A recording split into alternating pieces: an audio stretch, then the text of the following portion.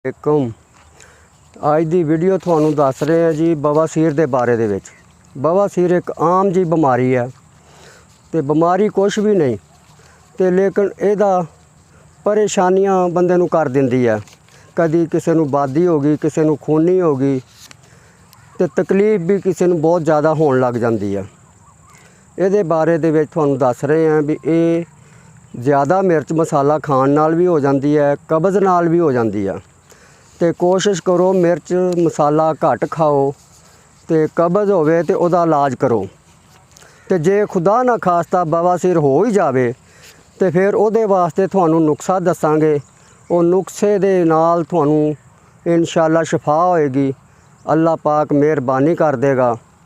तो ये नुस्खा जे बना लोगे तो कामयाब हो जाओगे इंशाअल्लाह। नुस्खा थोड़ा जिहा सौखा जिहा तुखम नीम, मगज़ तुखम नीम, नीम दियां नमोलियां उहदी गिरी कढ़नी है। मगज़ बकैन, बकैन भी एक आम दरखत है, उहदियां नमोलियां दे विचों मगज़ कढ़ने आ। रसौंत पंसारी कोलों मिल जाती है, वो लै लैनी है। अफसनतीन आ बूटा खड़ा उहदा, अफसनतीन दा बूटा है, ये लै लैनी है।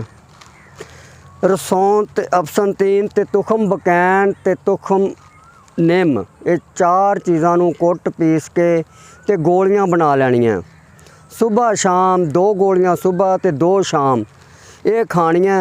इंशाअल्लाह बफज़ले खुदा ये थानू सेहतयाब कर देगी ते बवासीर दा नामो निशान ख़त्म कर देगी। तो ये मैनू यकीन है कि थानू मेरी वीडियो पसंद आई होएगी। तो अगे घर तो उत्थे दफ्तर च तो अमूमन बनाते रहने वीडियो। इंशाअल्लाह ताला दवाखाने दियां वीडियो तुसीं देखियां, हुण बाहर दा माहौल भी वेखो। ये बाहर दे माहौल दी वीडियो बनाई है ये थोड़े वास्ते, तो इंशाअल्लाह थानू पसंद आई होएगी।